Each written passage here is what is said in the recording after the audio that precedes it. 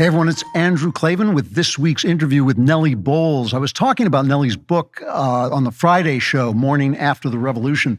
I read it while I was on vacation. Nellie writes the TGIF column at the Free Press, which is excellent. I read that every week. But her book, Morning After the Revolution, it really took me off guard because it's a work of journalism, but it's also honest, which are two qualities that almost never come together in America. Nellie is everything that we conservatives are supposed to hate.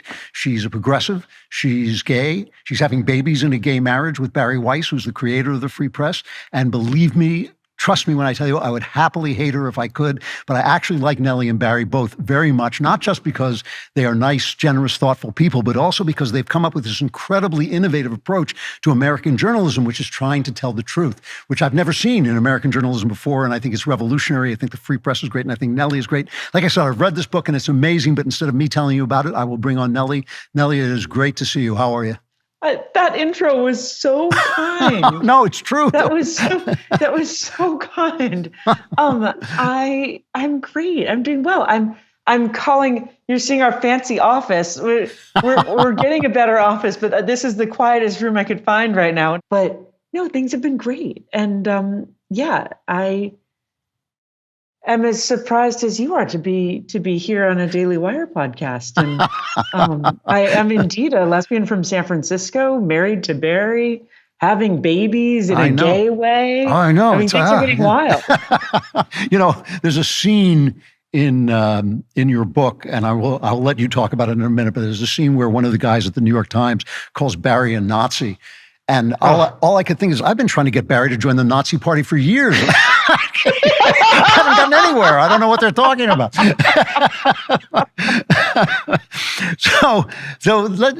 This book starts out with you as a successful business reporter at the New York Times. And it reminded me, I worked with Adam Nagurney in a small town newspaper, and I remember how desperately he wanted to work at the New York Times. And this was your dream job. Is that fair to say? Yes. It was the only dream I had. Like it was, I wanted to be a writer, I wanted to be a journalist, and I wanted to work at the New York Times, and that was it. And when I ended up getting the job, I told my friends, this is my job for life. It's like getting tenure as a professor. I'm like, this is forever. And I went into it really thinking that and wanting that to be true. And I think that the book is, in part, a book of just straight reporting and me going around to different places where over the last few years we've seen the revolution. And in part, a bit of a coming of age and me becoming less naive and realizing that some of these institutions aren't what they say they are. And so when I got to the Times, it was very good for a couple of years. It was all hunky-dory. I was doing big features. I was getting praise. It was really smooth and kind of exactly what I expected it to be. It was a success. And then when 2020 came, there was just a very much a tightening of what we could and could not write about. And that was happening at every mainstream liberal or left-wing publication. So liberal like the Times or left-wing like NPR or whatever. Like there was a sudden constraining that was happening. And it was like, first, because the risk of Trump being elected was too great. And so it was like, we should compromise everything to make sure that doesn't happen. And then also, it was that the revolution was too exciting and too thrilling and too good. And we shouldn't cover it because the silly parts we had to ignore. And even labeling it as a revolution, even naming it would be problematic because then people would be able to push back on it. We had to sort of also pretend that there was no revolution happening because then if people complain, it's like, what are you complaining about? There's no there. It's in your head, right? Like, oh, wokeness? What do you mean? What does that even mean? Critical race theory. Oh, that's just an academic concept they talk about in law school. That's not a real thing. Like, that was also part of it. So basically, we couldn't cover the most interesting story of those years. And then list just kept growing. So it's like NPR puts out a statement saying, we're not covering the lab leak. Sorry. Let me go back. NPR puts out a statement saying we're not covering the Hunter Biden laptop. Yes. They all kind of agreed to not cover the lab leak. They all sort of agreed for years to not cover any of the conversations around pediatric gender medicine. So I suddenly was in this position of finding that a lot of doors were closing around what I could be curious about. And it was very frustrating and was driving me a little crazy. So, I started getting in trouble. There's an old saying that when a new administration comes into the White House, the first big shock is that things are just as bad as they thought they were, or even worse, And I read this. I've been attacking the New York Times for years. I mean, I just think they used to be a great paper. They were always a liberal paper, but they used to be a great paper. And I thought they stopped being a great paper. And I thought that they took a lot of good reporters with them. But when I was reading your book, my jaw dropped. I mean, I thought, like, this is worse than anything I've ever said about them. I mean, you have a story in here about a guy. He had this Soviet title, like the disinformation officer or something like this. And I mean, what is that guy? What is a disinformation expert at a newspaper? What does that mean? Well, this became a role that a lot of news organizations have now. And NBC has one, CNN has these people, and they're disinformation experts. And what was disinformation? What is disinformation? It's kind of in the eye of the beholder. And what it became over these years was anything that was not helpful to the liberal causes of the day, which sounds so, it sounds like I'm flattening it, but it genuinely was that. It is that sort of simple. Like, it's not a complex,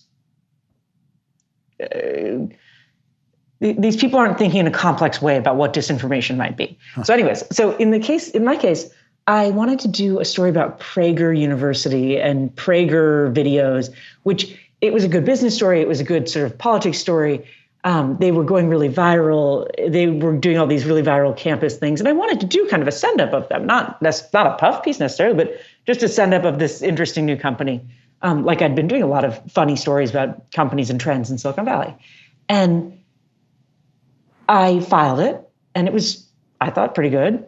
And then the feedback I got, all of a sudden it became kind of this, like, a bunch of different people read it, and the feedback I got was I needed to do more with the disinformation angle.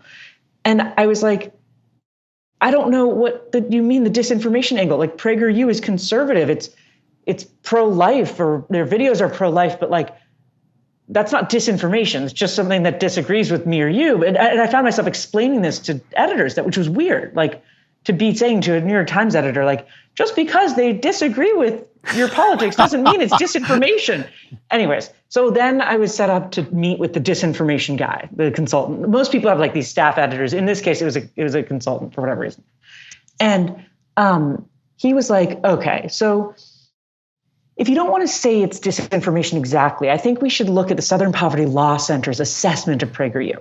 And I was like, okay, sure, why not? Like, and I look, and the Southern Poverty Law Center says, PragerU is part of their hate watch. What they categorize the article they have on PragerU. And what they say about it is that if you are susceptible, if you're watching PragerU videos, YouTube might then recommend via its algorithm other more right-wing videos. And then if you click on those, you might get other more right-wing videos, which eventually lead you to like neo-Nazi content. And so it's like, it's linked algorithmically to really bad stuff. And they wanted me to sort of use that, but I'm like, that's not even anyways. I was still trying to make good at the paper. So I put it in the piece, and the piece sails through. A1, front page. I'm really happy, and I'm sort of content with myself. But it didn't sit right with me. And the whole thing just felt so weird, like just not journalism. And then, the disinformation people at all of these news organizations are, in a way, a kind of shadow editorial structure.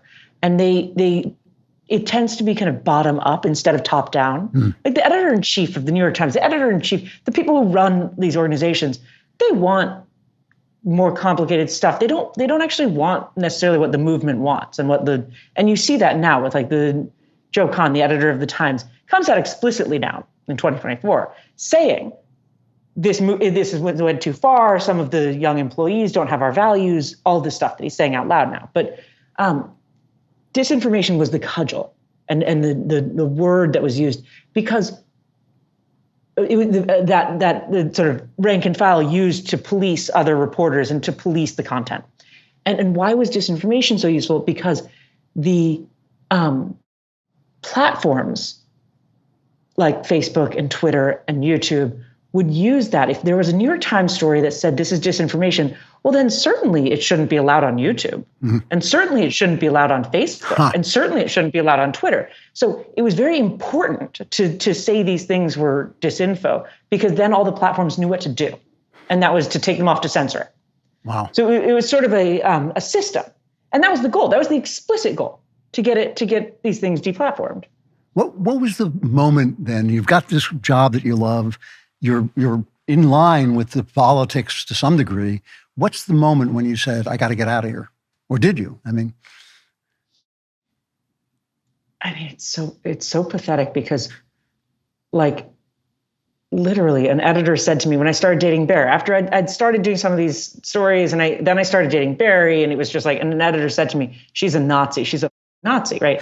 And even after that, I was like, well, I can probably make it work here. I was like, I don't know. Like, I was so dumb about how much this movement was winning and how much my sort of old thoughts were losing. I just started going a little bit nuts with all the stories I couldn't write about, and I just knew I couldn't stay. Yeah. But there wasn't one. There were a few different, like, aha moments for me, and then eventually it's hard when you're in. This doesn't happen as much in conservative spaces, but in liberal spaces, when you're in the kind of squeeze of the movement, where the movement is saying, you're an old school liberal who's not with us on the progressives, or you're a whatever fascist and you're not with us. The squeeze is very hard. It's really social. You have friends who are writing mean things about you online. Like, colleagues I'd had dinner with were tweeting that I was a fascist. Like, the editors were passing around photos of me as like a teenager, because I'd been a debutante, and these photos came out, and it was all very funny. I mean, at the time I was like so mortified, and now I look back and I'm like, wow, the photos are great. I look great. I was a gorgeous 19-year-old. But I don't know.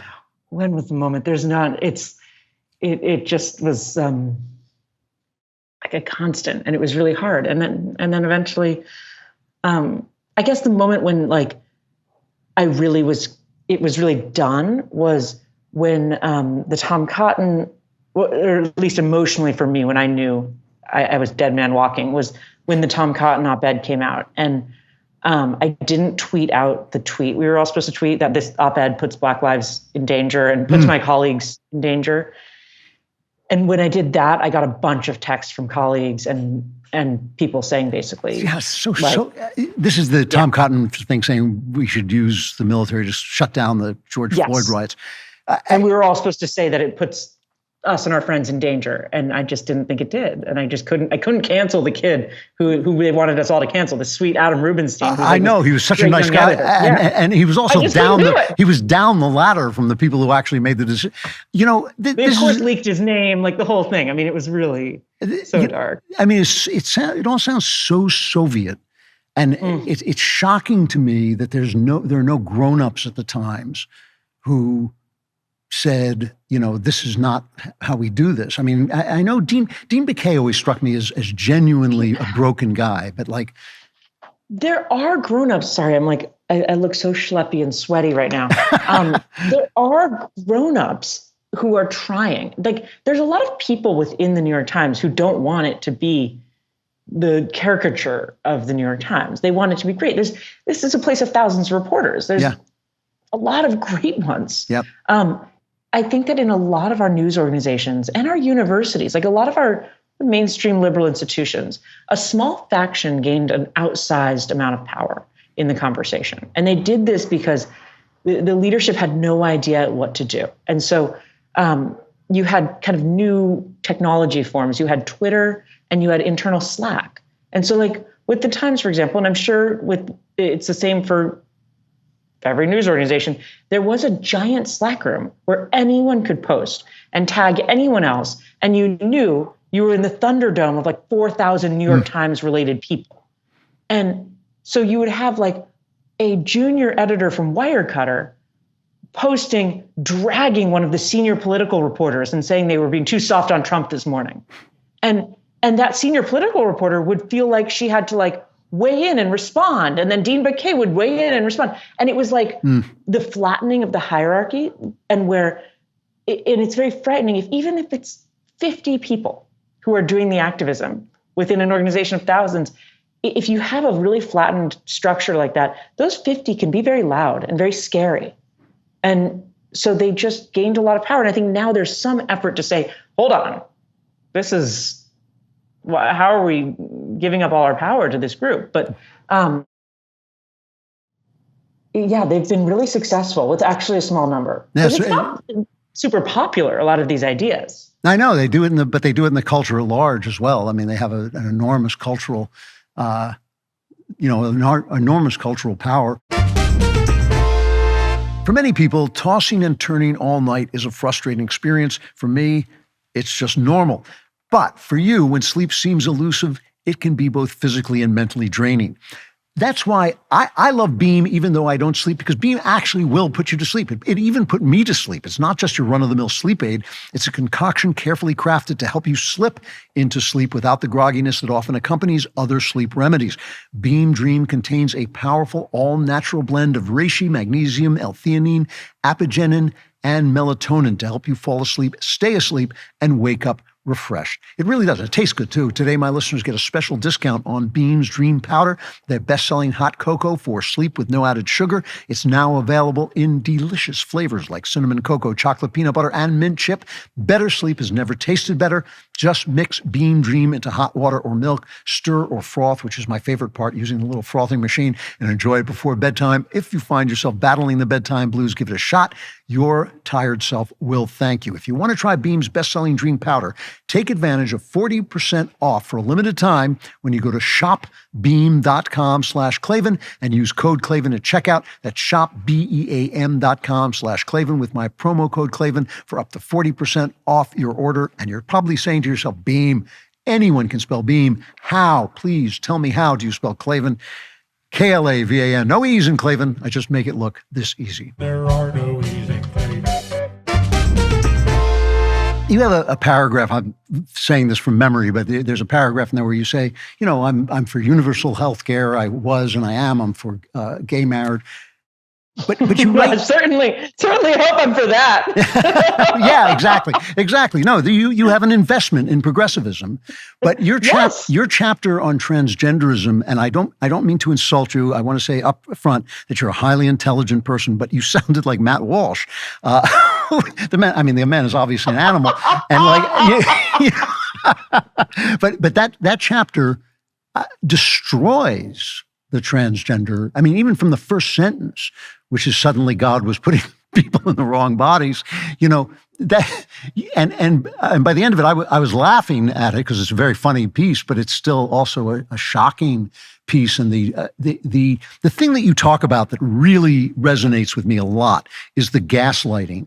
Is we're not doing this, but we are, and if we are, it's good, but we're not. That it's crazy making. I mean, So I guess what I want to know, do you feel when you see that kind of craziness, what does it throw you back on in yourself? If you have an investment in this movement, this personal, and we all vote our personal interests. That's what everybody does. And you're voting your personal interest, and now you see this movement going off into what is kind of, Mengele style doctrine. Where does that put you?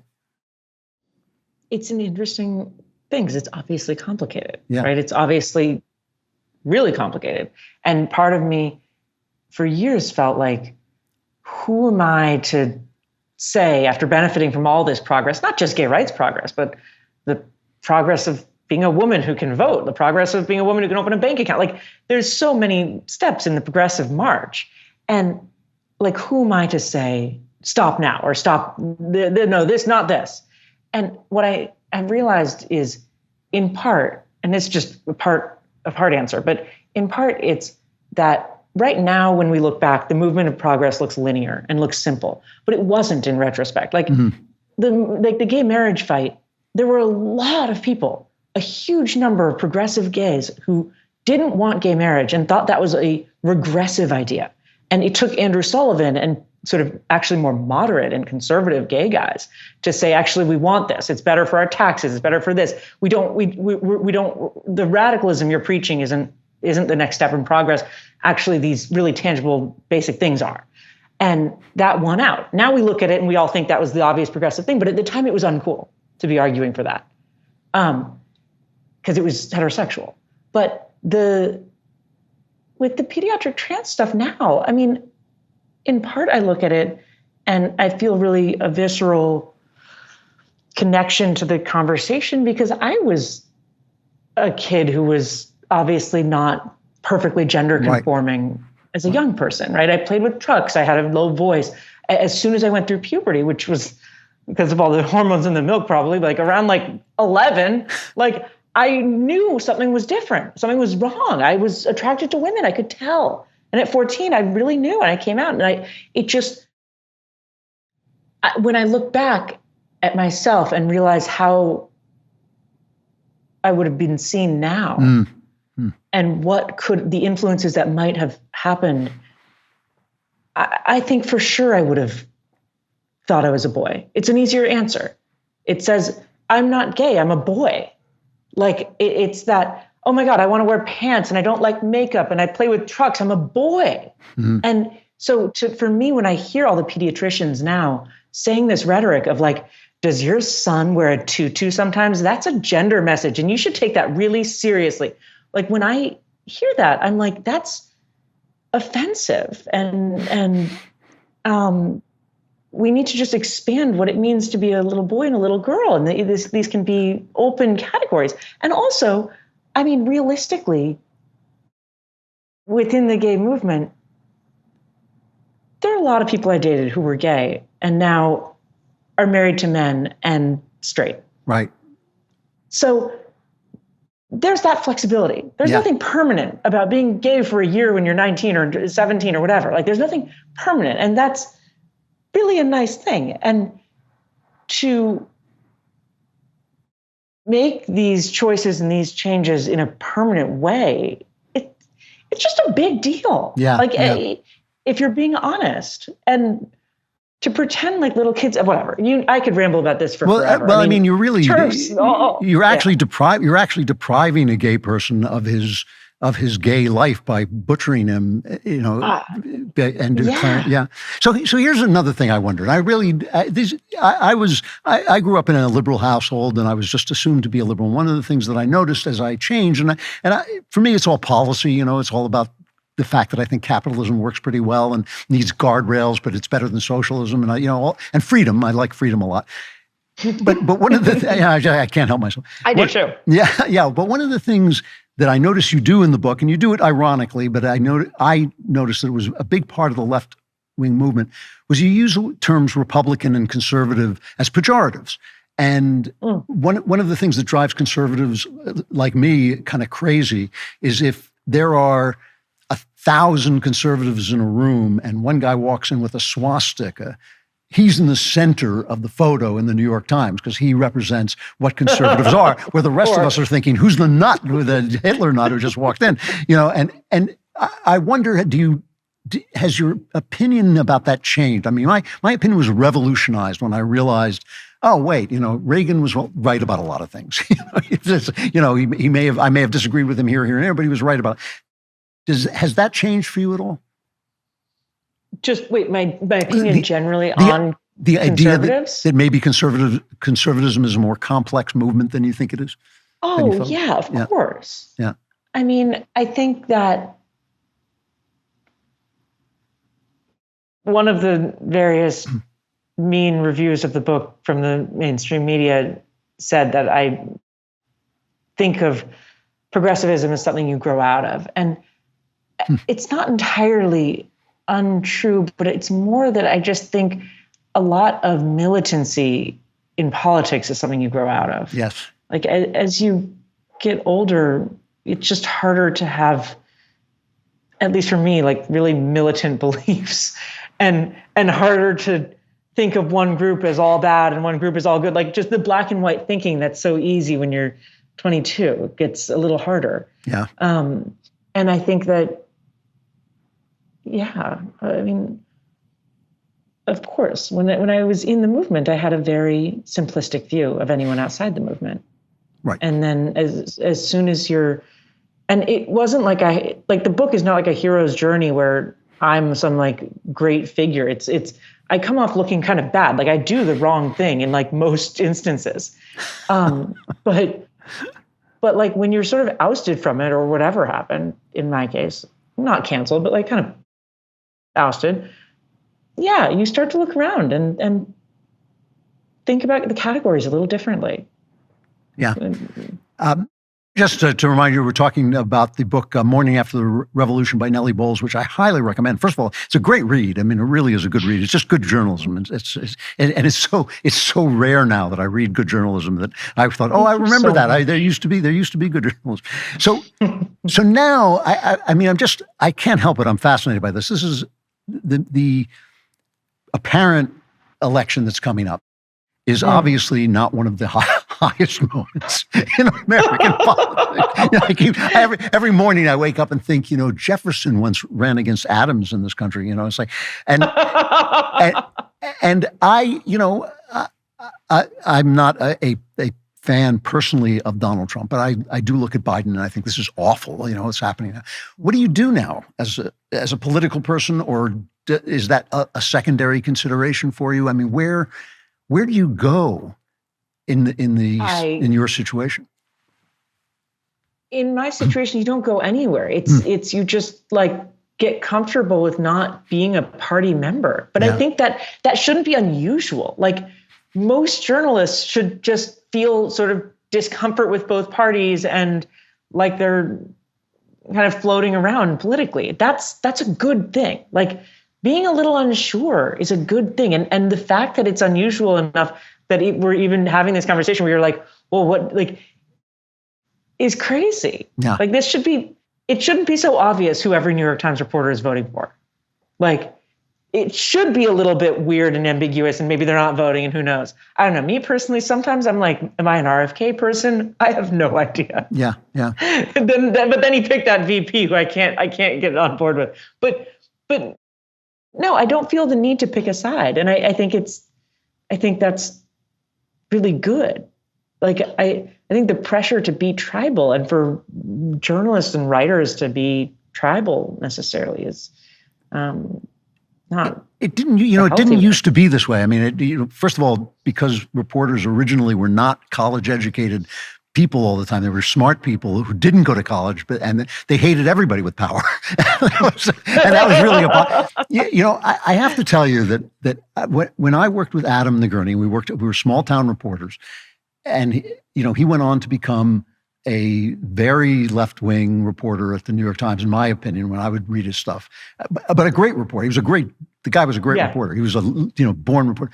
But he scolded me at times for writing too biased to the left, for writing from a liberal bias. And he would point it out and say, you said this, but you can't prove that and all that stuff. And then the Times kind of took him over, I thought, and made him into their image, which was not as bad as it is now. It was still just a liberal paper then.